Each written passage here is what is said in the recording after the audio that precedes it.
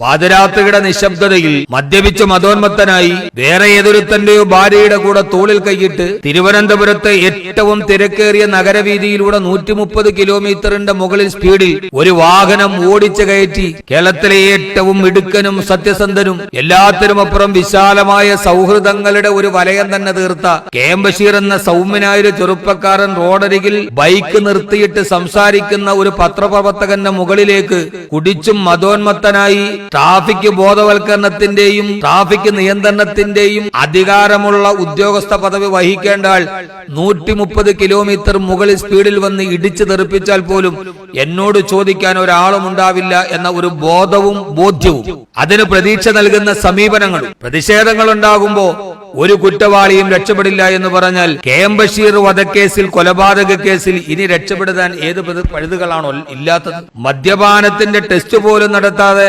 ബ്യൂറോക്രസിയുടെ മുമ്പിൽ എല്ലാവരും നീതിദേവത വിറങ്ങലിച്ചു നിന്നപ്പോ ഏറ്റവും അവസാനം പ്രതിഷേധങ്ങൾക്കുമൊക്കെ അപ്പുറം ഒരു ജില്ലയുടെ ഭരണ ചുമതലയിലേക്ക് തളികയെടുത്തു വെച്ചു കൊടുക്കും. പക്ഷെ ഒരു കാര്യം, സാങ്കത്യബോധത്തോടു കൂടിയ ഒരു IAS ഓഫീസർ അദ്ദേഹത്തിന്റെ സേവന കാലാവധിക്കുള്ളിൽ 2 വർഷം കളക്ടർ ജോലി ചെയ്തിരിക്കണം. അത് അതിന്റെ നിയമമാണ്. പക്ഷെ അതിന് ഇത്രയും തിടുക്കം വേണമായിരുന്നു. പക്ഷെ ഒരു കാര്യം ഉറപ്പാണ്, അബലയും വിവശയുമായ ഒരു പെണ്ണിന്റെ കണ്ണീർ.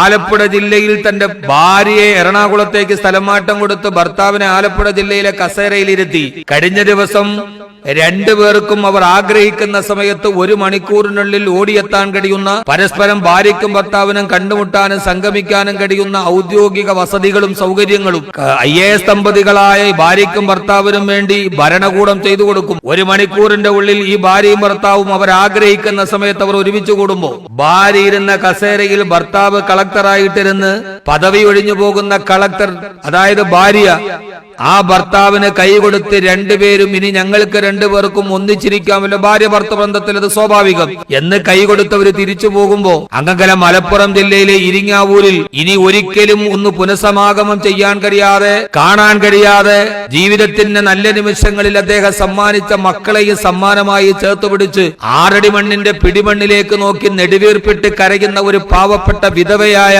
ഒരു കെ.എം. ബഷീറിന്റെ ഭാര്യയുടെ കണ്ണുനീരുണ്ട്. ഇവിടെ ഭാര്യയ്ക്കും ഭർത്താവിനും അവർക്ക് ജോലി സ്ഥലങ്ങളിലും മറ്റ് സൗകര്യങ്ങളൊക്കെ ചെയ്തു കൊടുക്കുകയും നിയമത്തിന്റെ നൂലാമാലയുടെ സാങ്കത്യം പറയുമ്പോഴും മനസ്സാക്ഷി എന്ന് പറയുന്ന ഒരു കോടതിയുണ്ട്. ഇരിങ്ങാവൂരിലെ വീട്ടിൽ ഇതെല്ലാം കണ്ട് തന്റെ ഭർത്താവിനെ നിഷ്കരണം കാറോടിച്ച് മുകളിലേക്ക് കയറ്റി കൊന്ന കൊലപാതകികൾ ഔദ്യോഗിക കസേരയിൽ പുറകിലെ അശോക സ്തംഭത്തിന്റെ മുമ്പിലിരുന്ന് ചിരിച്ച് ഭാര്യയും ഭർത്താവും കൈവിരലുകൾ കോർത്ത് യാത്ര പറഞ്ഞിറങ്ങിപ്പോകുമ്പോ ഒരിക്കലും തിരിച്ചു വരാത്ത തന്റെ ഭർത്താവിനെ ഓർത്ത്, തന്റെ മക്കളുടെ പിതാവിനെ ഓർത്ത് ഈ മൃതകുടീരത്തിന്റെ മണ്ണിലേക്ക് നോക്കി വിറങ്ങലിച്ചു നിൽക്കുന്ന ആ പാവപ്പെട്ട വിധവയുടെ കണ്ണുനീർ, ആ വൈദവ്യം അത്ര വിധി സമ്മാനിച്ചത് മാത്രമാണെന്ന് പറഞ്ഞ ആലങ്കാരിക പ്രയോഗത്തിൽ ഒതുക്കാൻ കഴിയില്ല.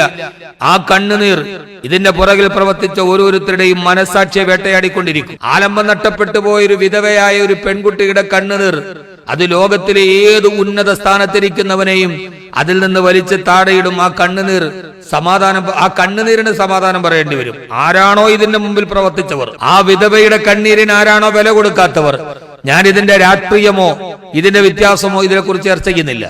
പക്ഷേ ഇരിങ്ങാവൂരിലെ വീട്ടിലെ ആ വിധവയുടെ കണ്ണുനീരിന് വില കൊടുക്കാൻ കഴിഞ്ഞില്ലെങ്കിൽ, ആ കണ്ണുനീരിന് കണ്ണുകൊടുക്കാൻ കഴിഞ്ഞില്ലെങ്കിൽ തീർച്ചയായും ഈ കാലം ഇന്നോ നാളെയോ അവസാനിക്കില്ല.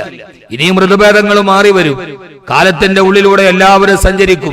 ജീവിതത്തിലൊരു സായാഹ്ന കാലഘട്ടം വരും. ആ കാലഘട്ടം വരുമ്പോ ഈ വിധവയുടെ കണ്ണീരൊക്കെ അവരവരുടെ മനസ്സാക്ഷിയെ കുത്തിനോവിക്കുകയും കാലം അതിന് മറുപടി അവർക്ക് തിരിച്ചു കൊടുക്കുകയും ചെയ്യുന്ന ഒരു കാലം വരും.